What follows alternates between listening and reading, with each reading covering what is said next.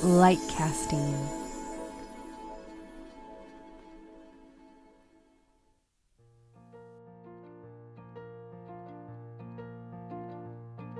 Hi, sweet souls. Welcome to I'm Awake, Now What? A podcast investigating the intersectionality of spirituality, healing, and personal development. I'm your host, Krista Xiomara. Rack up some good karma by leaving a 5-star rating, and write a review if you're enjoying the show, and tell your friends about it. This week I sit down with entrepreneur and coach Paul Shepard to discuss his work helping individuals find their passion, purpose, power, and themselves. Paul opens up about his non-linear career and life path, filled with a variety of ups and downs, including some setbacks, and how he alchemized these experiences into something useful. Paul talks about recognizing the difference between what our heart and our body wants, and how to listen to the intuitive messages our body is giving us. Paul defines self-awareness and its importance on the path of unlearning and homecoming. He shares the intricacies of the work he does in helping give people clarity about why they are here and how to follow their soul's calling. Hi, Paul. Welcome to the podcast. Hi, Krista. Thank you. All right. So I always kick off the first question by sitting back and relaxing and letting my guests do all the work and introduce themselves to the audience in their own words. Just tell us about who you are and what you do.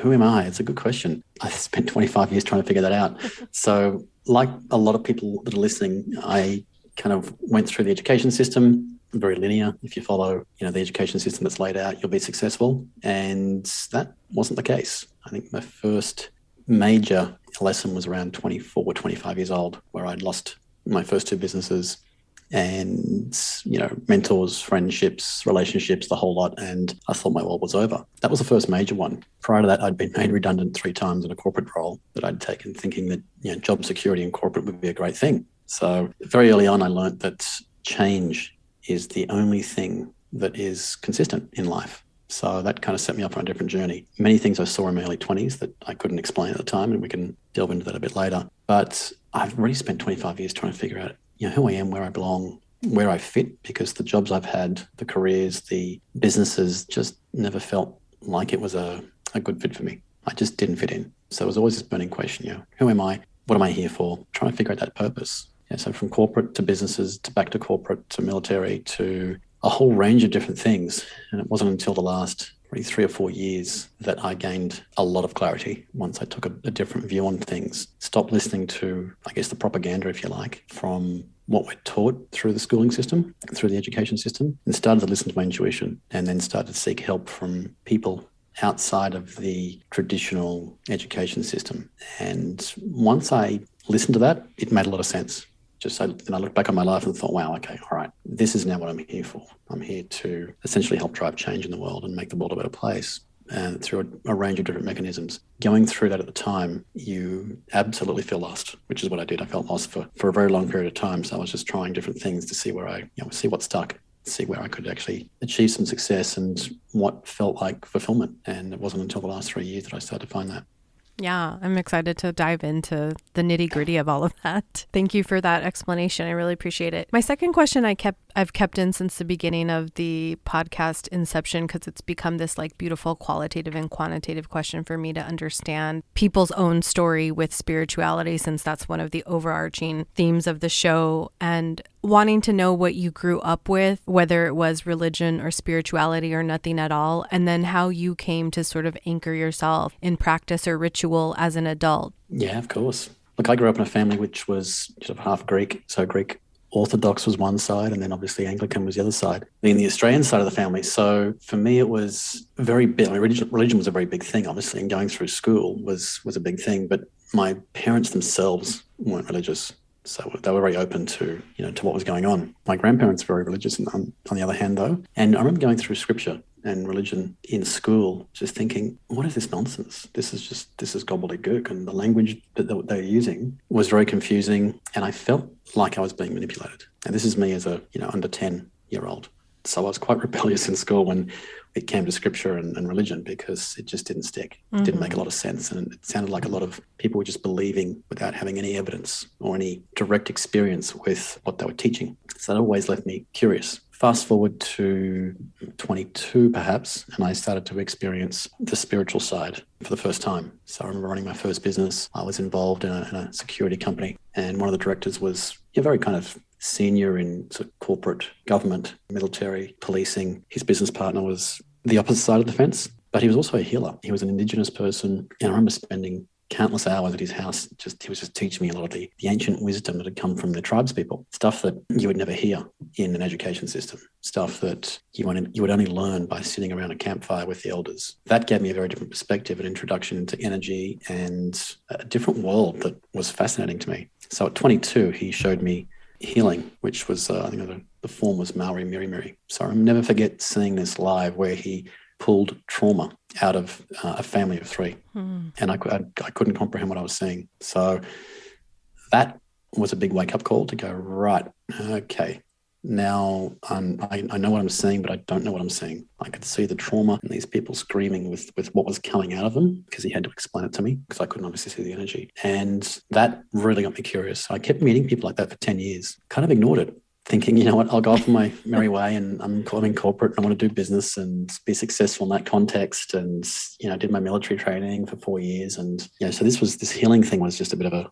kind of a hippie thing for me, and wasn't that interested, and it wasn't very cool, but it was fascinating at the same time. So it wasn't until probably I was in my early 30s that I kept meeting people, and I thought, all right, I'm going to surrender to this. There's a message in this. This is not happening for any coincidental reason. I need to pay attention. And that's what then got me to pay a lot closer attention. And since then, I've had a lot of mentors and guides and conversations with people from all sorts of worlds and backgrounds that have given me a really good understanding as to the truth about our existence and reality. So it's always been a curiosity to find the truth, and not just my truth, but like the absolute truth of how things actually work. So I'm always open to new possibilities, and what I believe today isn't necessarily what I'll believe tomorrow, because I'm constantly seeking new evidence and new information to understand how everything works. So I hope that makes sense.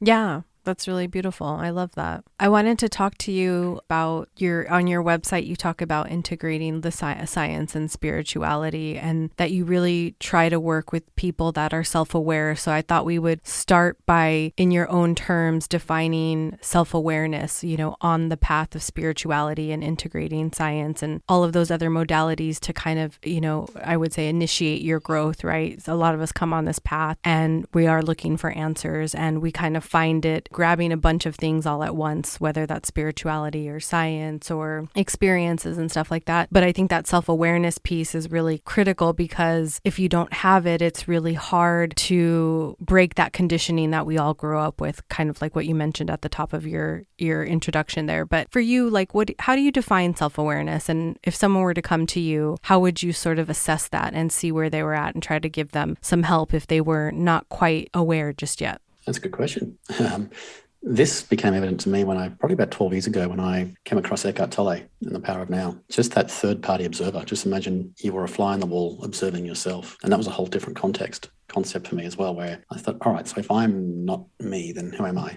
And I'm going about my life doing certain things. And that mere notion of removing myself from myself and becoming a third-party observer was a fascinating concept. And I could start to see, all right, so there's even just in an argument with people, which is common in today's world, is, you get two people with a different perspective, but then you've also got an objective reality of the facts. So, self-awareness is just that, is just observing yourself from a different perspective that is not you, and trying to make sense of, okay, is this a behavior? Is this a pattern? Is this programming? There's always two sides to a story. And that whole self-awareness piece was something that seeded in me probably 12 years ago. So absolutely, it's the key to obviously being aware of who you are and where you're going, but what things you can improve upon. And then through that process, there became, I guess, evidence of then, all right, this intuition piece. And that was a whole other concept of saying, all right, well, my mind thinks it wants this. But when I sit back and observe what I think I want, and I constantly would chase things, it's almost like I was chasing parked cars. I was going nowhere in life, right? And I wasn't slowing down enough for the right opportunities to catch up. Quite often my intuition would tell me things but I just didn't know how to listen to it. So I'm chasing a business opportunity that I could feel wasn't right for me, but from a logical standpoint, my analytical mind is going, all right, if I pursue this and I get this contract and I win this business, it's a great case study, and then I can grow the business and I can do X, Y, and Z. But deep down, I just wasn't feeling it. I was doing it because it sounded right, not because it felt right. And this has been part of the dichotomy of my life for a long, long time, was recognizing the difference between what my mind wants versus what my body wants. And every time I've listened to the mind, I've had a failure or a setback. And the last 3 or 4 years, I've stopped doing that. And I've started listening to the body. And the body is now telling me what it needs to do. And that's what I've started listening to. And I've made leaps and bounds in terms of the progress and the projects I'm aligned to now and the level of fulfillment. So it's been a paradigm shift in terms of my own reality by not listening to the mind, what it thinks it wants, instead listening to my intuition around where it's guiding me. Mm-hmm. So that was the biggest epiphany of my life. So to date is, right, okay, it's always been there, but we're kind of not taught how to use it. And in fact, we're taught to use our brains through the education system. So that was a big revelation for me around, all right, if I'm going to be fulfilled in life and be successful, then I need to listen to my body, my intuition, whatever you want to call it, as opposed to what my mind thinks it wants. What was your community and society at that time telling you as a young child about your intuition? Because I think it's interesting for guys. I think we sort of have different relationships with what that is. I always would hear growing up, guys would say like, listen to their gut. And then women would say, I'm going to listen to my intuition. But for you, what was like the messaging you received? Was it always like be very analytical and just kind of focus on what you see as data or facts or something that can like support your overall decisions in life? Or how was that sort of instilled in you as a child? Yeah, it was very mainstream, Krista. So very, very mainstream. I was often criticized many times for many years around, why don't you just go get a normal job, become a lawyer or a doctor or an architect or something that's recognizable. Yeah. It's just like, well, you know what? I that's can't super easy. Exactly. But that felt like it was soul destroying for me. So there was never any discussion around intuition, listen to your gut. That was just not even in the vocabulary of the communities I grew up in. I was sort of lower middle class family, not very educated. They ran their own business, very fearful of the system they didn't understand. They did okay, as in that they'd had their own property and a couple of investments, and they were comfortable, but learning was not part of their programming. It was all about survival, right? Yeah. If you think about our families, my parents are like 70 now at the moment. So that generation was all about survival. They'd come out of a recession, a depression. They understood what coming from a place of lack was. So that was how they operated in terms of their vibration. So for them, it was just pursuing purpose was never even something to contemplate. It was always about, you just got to survive. You've got to pay the bills. You've got responsibilities. You've got to, you've got to have your family. You've got to get your job. Life was a mission to try and get through. Mm-hmm. And there was never any discussion around fulfillment or purpose or satisfaction or happiness. It was always just a mission of survival. And I didn't agree with that. That was where the clash happened, and why I went on this very different journey to a lot of people in those circles at the time, was because I knew there was something more to life. Yeah. I didn't take over the family business because there was no learning in that for me. The level of mind in the family was not helping me evolve. Yeah, it's almost like being a fish out of water growing up in that environment. I definitely felt that. Yeah. Even today. Yeah, I understand that and can empathize with that greatly. What was also really interesting about your life story is how candid you were about all of the zigzags and pivots and roundabout ways you kind of got to this point, because I think since we are so domesticated in this idea of traditionalism, you grow up and go to college and get married and have kids and get the corner office, there are so many people still living like that. But what's interesting too is sometimes people who have become like you with your success in this other realm that is not traditional, sometimes they hide all of that struggle. And I thought it was really beautiful that you were very candid about that. So I thought we would talk about, for you, what were kind of some of, you call them out on your website, but if there is some additional lessons for you in understanding that even though you didn't take a direct destination like A to B to get to where you are now, there were lots of multiple stops. What about that experience really nourished you either way on it? I'm sure it was a struggle at times, but for you, that whole journey, what did it really mean for you to try a bunch of different things and try to figure it out and then come to this other point where you're like, oh, okay, I've got it. Yeah, thanks for that, Krista. Look, I felt like a loser most of my life. That's the reality. I felt like a complete failure. When you're 25 years old and you're expecting to retire by 30, because that was the trajectory I was on at the time with the businesses I was running and some of the contracts that were being offered to me. A lot of them I chose not to pursue because of the fact they just didn't resonate with me at the core. It was tempting. It wasn't part of my most authentic self, if you like. So yeah, I felt like a loser. 25 and you're a single guy and I didn't want to date, didn't want to have a relationship, because what woman would want to date a guy who's got nothing and who's in debt hundreds of thousands of dollars because of business deals that have gone bad? So there was a lack of confidence in yourself at the time, a lack of confidence in who you are, and you do feel lost. You feel worthless. You feel afraid. You feel like a complete failure on all levels. And it wasn't until I learned that the value we hold isn't the financial value, which is contrary to popular belief. It's the intrinsic value. It's the experiences that we hold across lifetimes that we never lose. It's that wisdom that we continue to gain. It's those information particles that can only accumulate. We can't lose. That was a paradigm shift in thinking. Going through those ups and downs, and when you go through a corporate role and they try and performance manage you out because you think differently and you try and solve problems at the highest level, you try to get to the root cause, you add so much more value when you say things how they are without playing the political game, and then you get managed out. You kind of think, well, where do I belong? It really does affect the confidence. It affects your self-esteem. It affects your sense of self-worth. But then eventually you start to figure out, or you start to find your tribe. And by having these conversations with other people, you start to realize you're not the only one. And that's why I share it too, is because just like anything in life, I remember having conversations with women that would have miscarriages, 20 years ago, and they would never talk about it, but it was a very common thing. And the minute they start to share and talk about that, now all of a sudden they don't feel alone, and they can kind of band together and start to talk about these things that are theoretically off topic or, not to be talked about. So I think that's where the healing takes place. So for me, it took me a long time to get through that, because there was constant setbacks, constant failures, and I never really had the mentorship around me long term to help me get through that. But then you get to a certain point when you sort of come of age, and I think for me it's 40, and I realized that on a cosmic level, that it's not until we reach the age of 40 we start to see the world from a very different place, and the norm of by the time you're 30, you should be married with kids, versus, you get to 40 and all of a sudden you don't have any of that. You're starting from scratch again. You realize that it's not a failure. These are all the lessons you had to go through in order to do what you're here for on this planet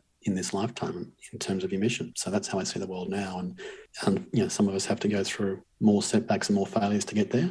Others have a smoother ride. So now I look at that as being just lessons. They're all just lessons to help you level up. And I think the more lessons you go through, the more value you can bring to the world and the more people you can help. So that's kind of how I see things now. Yeah, I think there's a lot of value in, and also recognizing that as we mature, we also become so much more settled in ourselves. And I've had a guest on here named Flint Sparks, and he's a Zen Buddhist monk. He has this whole system that he calls growing up and waking up. And for me, I feel like sometimes there were like growth spurts that I had, created either by my own curiosity or also failures, life failures as well. And then those were always kind of somewhere in parallel to my age as well. It took me a long time to grow up. I can admit that now as a 41-year-old. There were times when I truly couldn't elevate myself because I didn't have the mental maturity to do it. And I think that's something that's always kind of glossed over as well on the spiritual experience, that we have to give ourselves the grace to grow into our own authenticity and forgive ourselves for the mistakes. Or it sounds like you're there. And I think that's really beautiful. Actually, a good point you raised, Krista. It really is, because what do? We judge ourselves, don't we?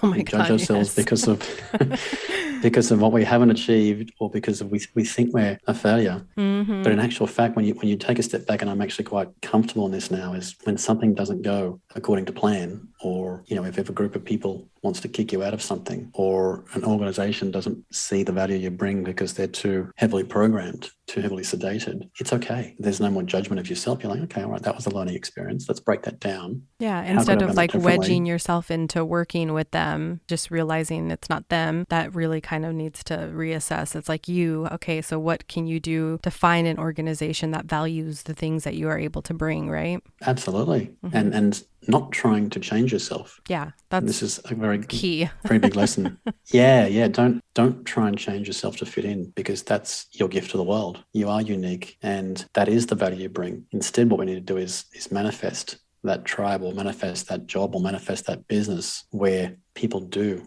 value the unique gifts we bring to the world. Sure, we can always improve as a person as to potentially how we deliver things or the skills you need to learn. But overall, never change yourself to try and fit into someone else's model, because that would be against nature. We're co-creative beings that are here to create and manifest and do all sorts of incredible things in this world. And the minute we lose that spark and we lose that sense of who we truly are and what we're capable of, we're no longer living, and we don't feel fulfilled, that's for sure. Yeah, I think also too, since you mentioned Eckhart Tolle, who's my boo, I I can't remember if it was in The Power of Now or A New Earth, but in reference to what we're talking about, like not changing who you are, you know, when he talks about like going into nature and looking at a tree, but not calling it a tree because that's what we've discerned that it should be called, and we've domesticated even these things because we have to put everything into a box. I think the same is with ourselves, you know, like don't call yourself what the world calls you or what your traditions or society thinks you should be. Look really deep inside yourself to discern like what you are from like the inside out. I think that's a really good place to start for a lot of people.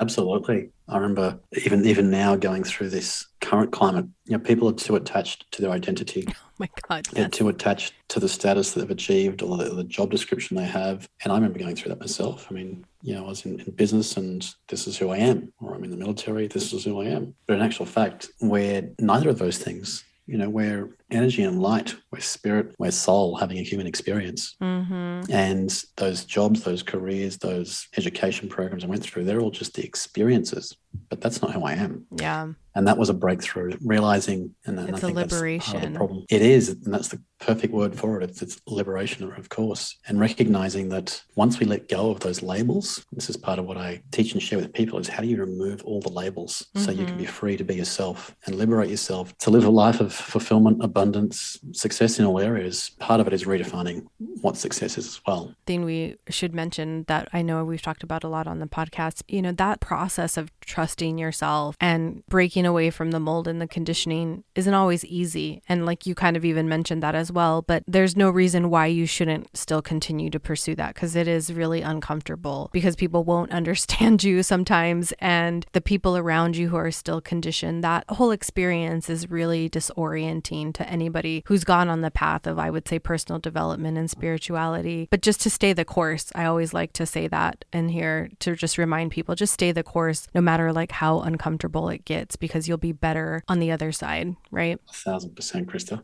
And that's the hard part, isn't it? When you go through the ups and downs. And I had this conversation with a friend this morning who was calling me about his daughter, and he was saying, look, you know, Paul, this is all interesting, and the stuff you've been sharing with me the last few weeks is fascinating. And I'm totally on board, and there's restoration plan for the planet that's going on. It's all exciting. But, you know, I've got a daughter and she's depressed, and she's thinking about suicide, and she's thinking about this and that. And I said, look, what helped me in situations of struggle is going back to the root of, you know, who am I, and taking a cosmic view on our experience. And this is stuff that, when the information's out there, the facts are there, but it's not widely known and it's not widely talked about. In fact, the truth of our existence, most of us actually, they've done a really good job of covering it up or making it very difficult to find. And when I understand the cosmic view of where we've come from, who we truly are, what we're here for, and that was through many years of mentoring and coaching, you take this longer term view on things. You know, it's like being in the military. You've got a mission to accomplish. Yeah, it's tough, and you're going through the ups and downs and the struggles and the challenges, but you know that you're there for a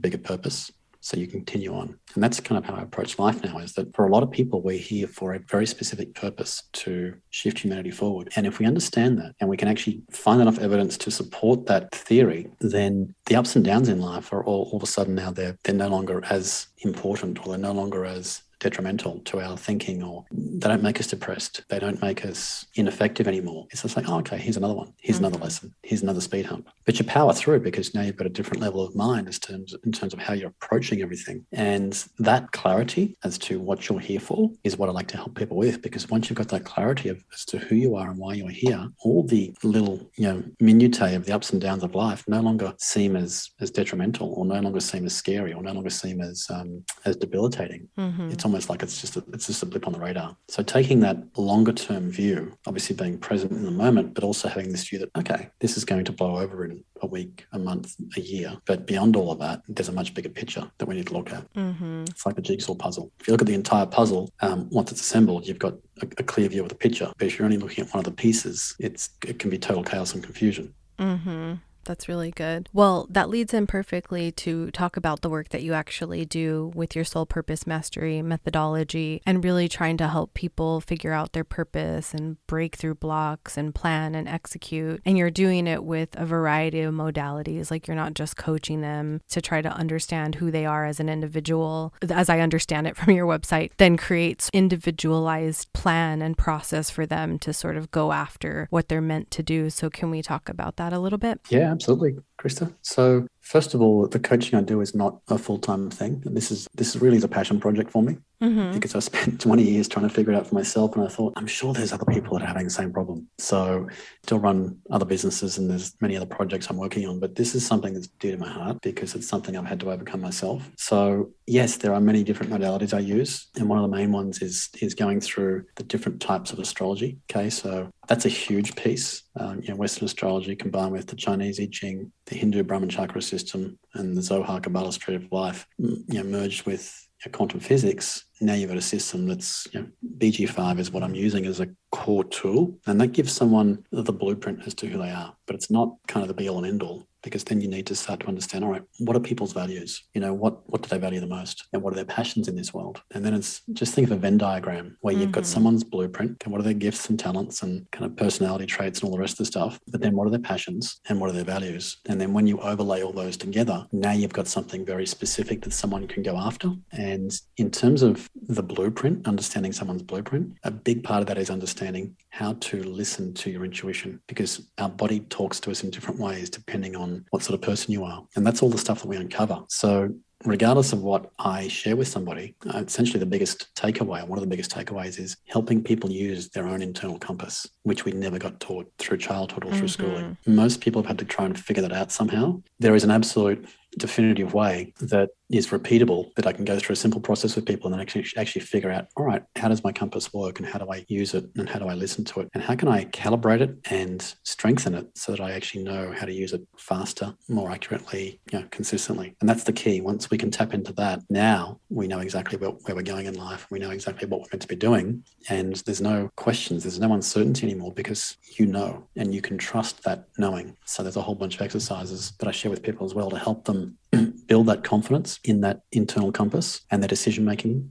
And that's what gives people the freedom, because they're no longer dependent on me. I don't want people to be coming back to me 3 months later, let alone 3 years later. I'd rather give them all the tools to be self-sufficient so they can go off and actually accomplish great things in the world. And that's where it all starts. So it really is a Venn diagram approach where you overlay all the disciplines and all the different aspects so you get to a very laser-focused, crystal clear understanding of A, who you are, B, what your values are, C, what you're passionate about, and then how do you turn that into a vocation or a career or a business or whatever it's going to be. Because the other aspect of what I do is business transformation. So through that, I've helped hundreds of businesses over the years go from nothing to millions of dollars. And some of the corporates I've worked with have done the same thing in terms of optimizing business processes, marketing plans, strategy. But I think it all needs to be aligned to your most authentic self. There's no point you going off trying to copy someone else's doing. You've got to sit there and focus on, okay, what am I going to feel fulfilled doing, letting go of all the beliefs and all the programming and doing something that's going to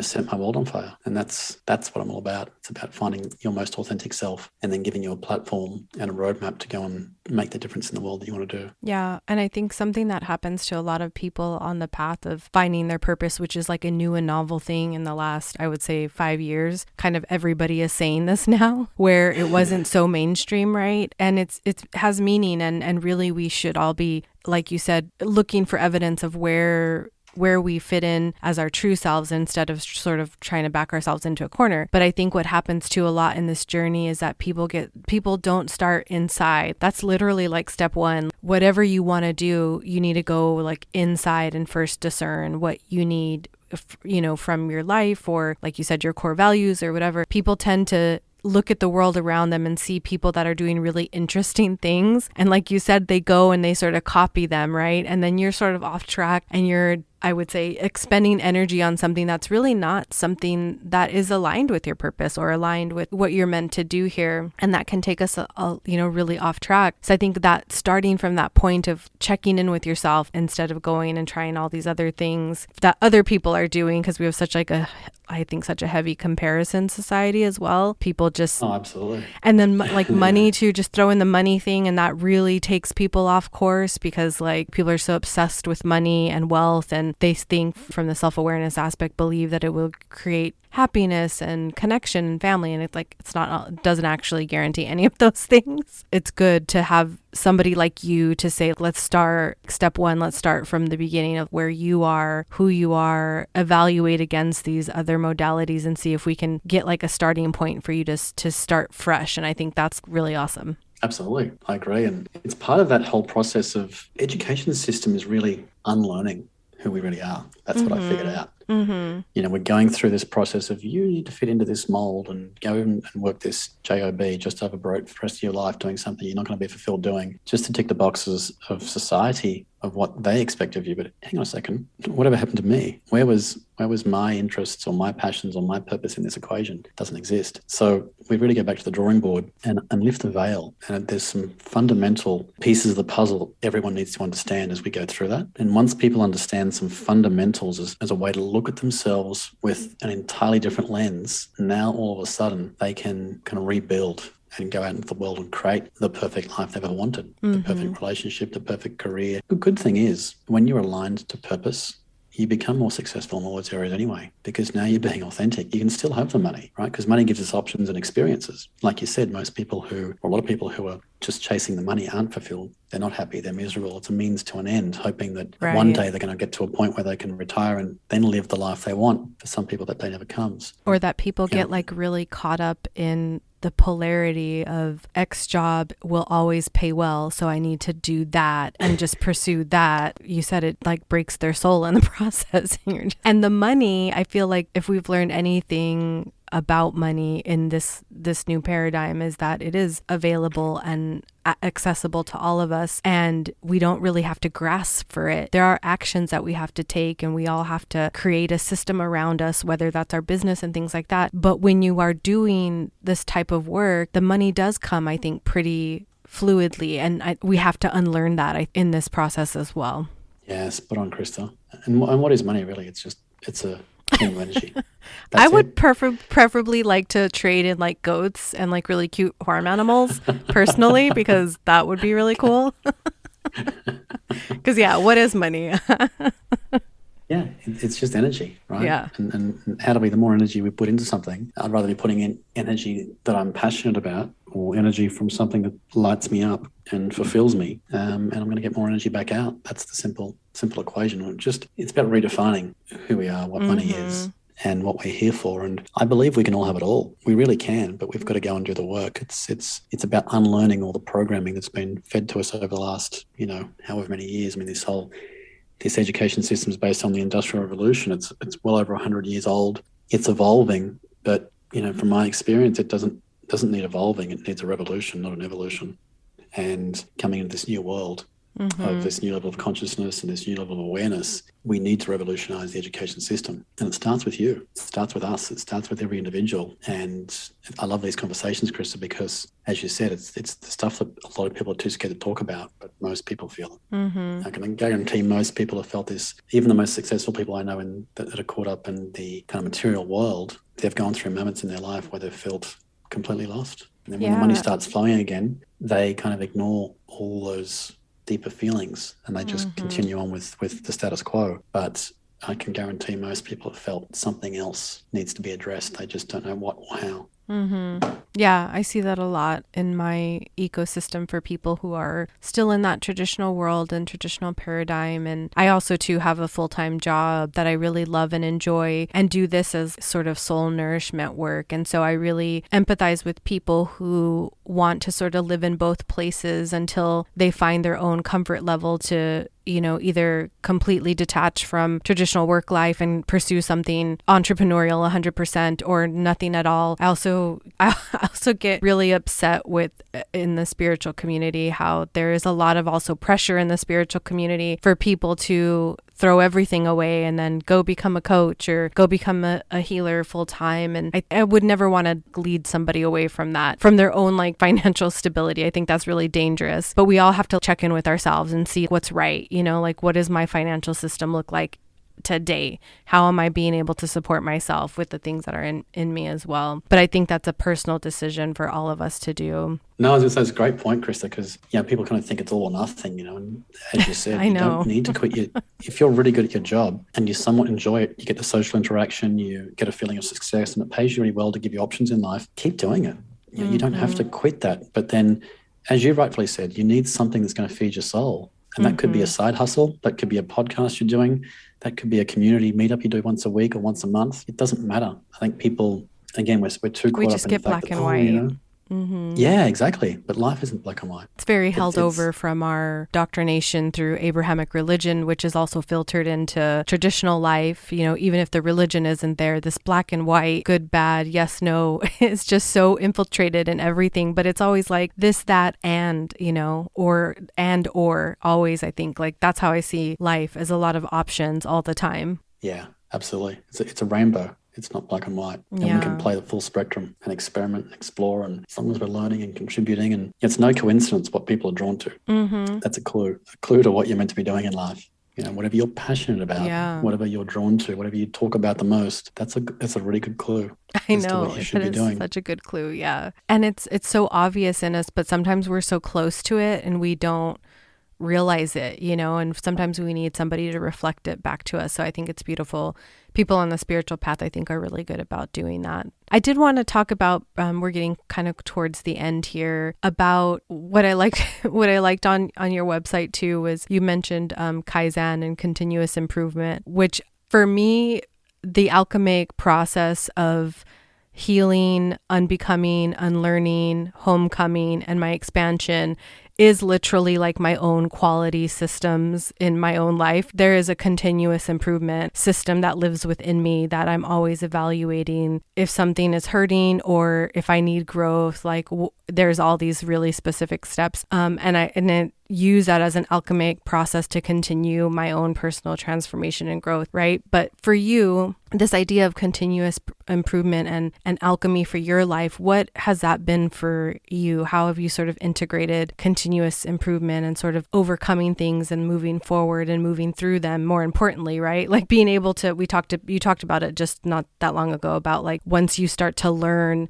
how to overcome things and you create this like resiliency, and then you're able to get through the next thing a little bit quicker, a little bit more smooth, whatever the case may be. So for you, how has that experience been for you in your life, and how integral is it to you in your daily life? Yeah, thanks for mentioning that one, Krista. So I got long-winded there. Kaizen, no, it's okay. The whole Kaizen principle. So think about, most of us, and I was definitely this way in climb when I was younger, right? It's just you're seeking perfection to become the perfect business person or the perfect father or husband or wife or whatever it is, right? But that doesn't exist. There's no such thing. And that's a destination that you can never, ever, ever arrive at. Whereas the whole Kaizen principle is perfection is in the constant improvement of things.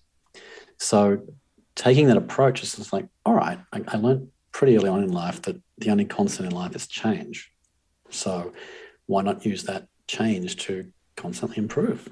So improvement is change, and change is inevitable. So therefore, I need to constantly change. So for me, it's about looking at all the different areas of life. And, I spent a lot of money and a lot of years on personal development, but the most powerful things I've learned were the spiritual development. That has transformed my world more than anything I could ever spend on personal development, because what that's done is tapped into a part of me that is a gazillion times more capable than just programming myself with my logical mind. So, there's different areas you can look at. You look at communication. How can I improve on my communication? How can I improve on my spiritual understanding, my health, my business, my relationships? So you can break life down into as many different areas as you want. Obviously, don't go too far overboard, because then it becomes an analytical process. But you can sit there and rate yourself and go, right, where am I today on communication? Okay, am I self-centered, or am I not self-aware? So that could be another aspect of saying, all right, well, I get a lot of feedback from people that say X, well, therefore I need to be more self-aware potentially, and try and evolve from that. A big part of what I've been learning over the last few years is trying to tap into the intuition more, trusting that and listening to that, because that always provides the answers. So now I'm actually on my soul path or my soul journey, and I'm following that as best I can, as opposed to what I was programmed with in my mind at school or through education or through society. And the minute I've learned to surrender to what I think my mind wants and then start listening to that intuition, the gut, whatever you want to call it, magic has happened. Opportunities open up. Things that I thought were bad or experiences that I went through of failure, now that I look back in retrospect, it's actually the best thing that ever happened to me, because now I'm on a path of fulfillment, greater contribution, more success, which was not what I envisaged mentally. I had an idea of how I was going to go about it and what I was going to achieve and all the rest of it. But the minute I kept having all these failures, we can look at that as being, all right, it's a failure and it's a setback and it's a bad thing. But in actual fact, it's the best thing in the world that could have happened to me, because now it cracks the shell of the ego, right? Those setbacks crack the shell of our ego for us to then be open to new possibilities. Yeah, it's real humbling. It is. And then we learn to surrender and go, all right, well, what does my heart need right now? Or what does my soul need right now? What's the best thing for my higher self to do right now? You start asking those kinds of questions, and guess what? Opportunities present themselves that are more aligned with who you really are. Mm-hmm. And that's the part of, that's priceless. I call it changing. Yeah, it's changing the train tracks. You're getting off this fixed, linear, rigid way of thinking that's an absolute programming mechanism, and getting back to this organic flow of life as to who you really are, doing all the things that you're meant to be doing with more success, fulfillment, contribution, happiness, you name it. So that's kind of how I approach things now. And it's a challenge sometimes to focus on the organic piece. Let's be more organic as opposed to linear and programs. Mm-hmm. And that's hard to do with all the bombardment of media and television and societal conditioning and all those sorts of things. So I find that spending time in nature is one of the best cures for that. It's a different vibration, different frequency. Anyone who goes for a walk in the rainforest or the bush or the jungle or in nature, go to the beach and just spend time grounding and sitting there away from technology, and it cures all your woes, literally. Mm-hmm. You feel extremely different. That's why it's so fulfilling and so freeing and liberating when you spend time in nature. So I highly recommend people to do that, to start to get back to who they are.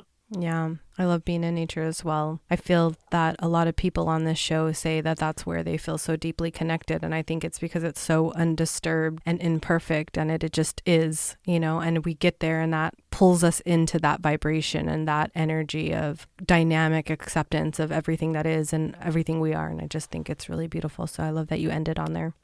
Yeah, perfect. Coming to the end of the podcast interview here, do you have any classes, or how can people work with you? What do you have going on in the next coming weeks? Yeah, look, I've been so busy on so many projects recently. I haven't spent a huge amount of time on this.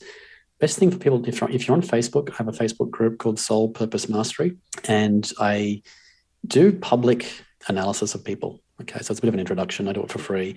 If anyone wants to join that group, Soul Purpose Mastery on Facebook, and get a free analysis done. So I just give you an hour of my time for free. And there's a few hours of preparation to put that together.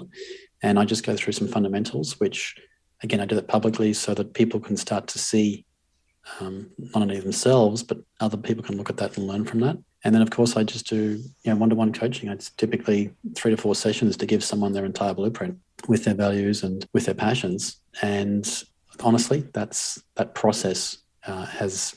I've spent 20 years and close to $500,000 on personal development. And the process that I share with people now is actually a combination of all of that in 3 to 4 sessions. And I find it to be more effective than 20 years and $500,000. So that's what I'm doing at the moment. And eventually I want to grow that to being, more interactive communities where people can start to share their success stories and build purpose-based businesses and all that sort of jazz. There's a lot of work I need to do. But that's how people can get involved, and just reach out. If you've got questions, happy to have a conversation. And there's a lot of learning that I obtain through these conversations as well, Krista. So it's always a pleasure for me to learn too. Mm-hmm. Yeah. Awesome. Well, I'll definitely put all of that in the show notes. And I always like to end on a high note. Not that I'm ever ending on a low note, but I always like to check in with my guests and see what 3 things are they grateful for. And it can be this week, this moment, or this year, whatever sort of is in your heart at this time. Yeah, okay. Look, I'm really grateful for the fact that I've found my flow and my rhythm in life. That's something that, again, it was a lifelong struggle, but I'm so grateful for that because there is absolute clarity and certainty now. I'm grateful for the world that we're creating. and we're co-creating as a collective human race. I really, really, am so excited about the future possibilities of what's coming. I know there's a lot of doom and gloom in the world right now, and that's all program. But if we can remove ourselves from that, we would literally see what's coming. And it's just an incredible future for all of us. And, one of the simplest things to me, I'm grateful for the sunshine in the morning. Like, I get super excited. It sounds really corny, but I get so excited when the sun comes up in the morning, and I just have to get out and go to the beach and ground and be in nature. So super simple stuff. Mm-hmm. Yeah, those are all really beautiful. Well, I had a really great time with you today, and I think you had a lot of really interesting and useful things that I hope the audience will garnish from this conversation and be able to implement in their own life and potentially come work with you if that's what they called to do. So I really thank you for your time today, and thank you for your presence on today's show. You're welcome, Krista. This podcast was written, directed, and produced by me, your host, Krista Xiomara, in alignment with LightCasting. Music curated and created by Mr. Pixie. You can find I'm Awake Now What on all social media channels by searching IANW Podcast. Head over to your favorite podcast app and subscribe, download, rate, and review. Come back every Sunday to partake in a new and enlightening conversation. May you be filled with love and light until we meet again.